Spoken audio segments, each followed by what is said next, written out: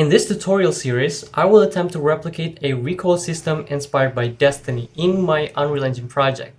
But before we get to the tutorial, let's talk a little bit about how recoils are commonly presented in video games. Generally, the three most common types of recoils are the spread or bloom recoil, where the bullet just spreads away from the reticle, the camera controlled recoil, where you are physically thrown off by the recoil and offsets your aim, and the deterministic or spray pattern recoil, where you have to memorize the pattern to control it. Garbage made a really good video about this subject, and I highly recommend you to check it out. Now, I have to admit, I'm not an expert in Destiny, and my understanding of its recoil system is only surface level. But to put it simply, Destiny incorporates all of the aforementioned recoil systems for different types of weapons that it has. And if you're interested, check out this in-depth video about how recoil works in Destiny 2 by Maven Phoenix.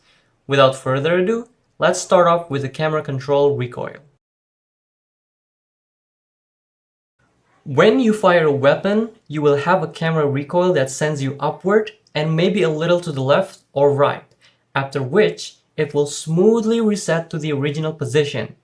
If you are using a full auto weapon and keep shooting, the recoil will then keep sending you further and further away, but will eventually try its best to return to the original position. It might seem deceptively simple at first, but upon closer look, there are quite a lot of moving parts here. First off, you can fight the recoil by holding down the controls and it will still remember the original position. However, if you move the control upwards, then it will update the reset position accordingly. The same thing happens to the horizontal axis when you move the control to the right or to the left. Secondly, this recovery can be interrupted by just moving your controls upward. Moving downward will only accelerate the recovery, while moving left and right only cancels the horizontal recovery. I really like this recovery because it means landing an accurate shot consistently is still really easy, as you can just wait until the recovery is finished, but skilled players can deal more damage more quickly by just controlling the recoil. So it's a really good balance between challenge and accessibility. Finally, if you aim down sight in full auto weapons, the recoil will start to stabilize and converge after a few rounds. This means players only have to control the first few rounds before they can comfortably aim the weapon. We will talk about ADS in more detail later on, but for now, I just want to point out how powerful ADS is for skilled players who can control their recoil, while also still generally viable for beginners. Again, I don't know exactly how Bungie implemented this, but from what I understand, every weapon has a different recoil strength. Hand cannons are very powerful, which means they have very strong recoil force, while submachine guns have lower force. So far, so good. Now, each weapon also has recoil stat ranges from 0 to 100 that corresponds to the general recoil direction and how tight said recoil is going to be. Let me explain. Take a look at this curve. Every recoil stat that ends in 5 will have a direction of 0, which is a perfectly vertical recoil. On the other hand, other recoil stat values will oscillate between positive and negative numbers, where the higher the recoil stat, the lower the value will be.